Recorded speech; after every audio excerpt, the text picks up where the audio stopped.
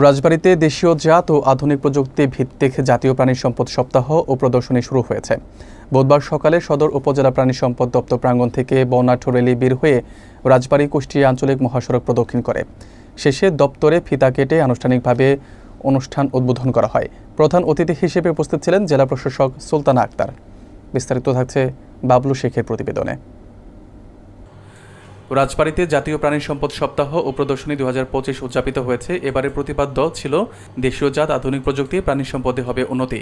বুধবার বেলা 11:30টার দিকে সদর উপজেলা প্রাণী সম্পদ দপ্তর প্রাঙ্গণ থেকে একটি বর্ণাঢ্য র্যালি শুরু হয়ে রাজবাড়ী কুষ্টিয়া আঞ্চলিক মহাসড়ক প্রদক্ষিণ করে আবার প্রাঙ্গণে এসে শেষ হয়। সেখানে ফিতা কেটে ও বেলুন উড়িয়ে আনুষ্ঠানিকভাবে উদ্বোধন করা হয়। এরপর অতিথিরা প্রদর্শনীতে অংশ নেওয়া 27টি স্টল পরিদর্শন করেন। স্টলগুলোতে বিভিন্ন ধরনের গবাদি পশু, পাখি, আধুনিক খামার প্রযুক্তি ও খামারি উৎপাদিত পণ্য প্রদর্শিত হয়। আলোচনা সভায় রাজবাড়ীর জেলা প্রাণী সম্পদ কর্মকর্তা ডাক্তার প্রকাশ চন্দ্র বিশ্বাস সভাপতিত্ব করেন। প্রধান অতিথি জেলা প্রশাসক সুলতানা আক্তার প্রাণী সম্পদ সপ্তাহের তাৎপর্য তুলে ধরেন এবং খামারিদের উন্নত প্রযুক্তি ব্যবহারের মাধ্যমে উৎপাদন বৃদ্ধির পরামর্শ দেন। অনুষ্ঠানে বিশেষ অতিথি ছিলেন civil surgeon doctor SM. Masud, জেলা মৎস্য অফিসার মোহাম্মদ মাহবুবুল হক, অতিরিক্ত পুলিশ সুপার শামসুল হক ও সদর উপজেলা নির্বাহী অফিসার মারিয়া হক। সপ্তাহব্যাপী এই প্রদর্শনীতে বিভিন্ন প্রশিক্ষণ, প্রদর্শনী এবং সবার মাধ্যমে খামারিদের দক্ষতা বৃদ্ধি ও আধুনিক প্রযুক্তি পরিচিতি নিশ্চিত করা হবে।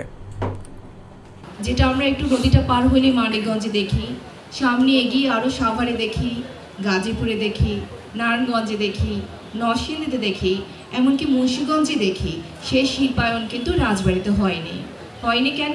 যেহেতু পদ্মা সেতুটি এখানে নেই, কমিউনিকেশনটা এখনও ওইভাবে না, ফেরি পার হয়ে যেতে হয়, এখানে গ্যাস নেই। তো তাহলে কি এখানকার ছেলে মেয়েরা, এখানকার জনগোষ্ঠীর ভাগ্য থেমে থাকবে? তা তো কোনোভাবেই সুযোগ নেই। তাহলে ভাগ্য উন্নয়ন কীভাবে করতে হবে? আপনার, আমার বা এখানকার তরুণীদের যেটা আছে, যে রিসোর্স তার পাশে আছে, সেই রিসোর্সটাকে ফ্রুটফুলি ইউজ করে কিন্তু তাকে স্বাবলম্বী হতে হবে। এটি কৃষি প্রধান একটি এলাকা।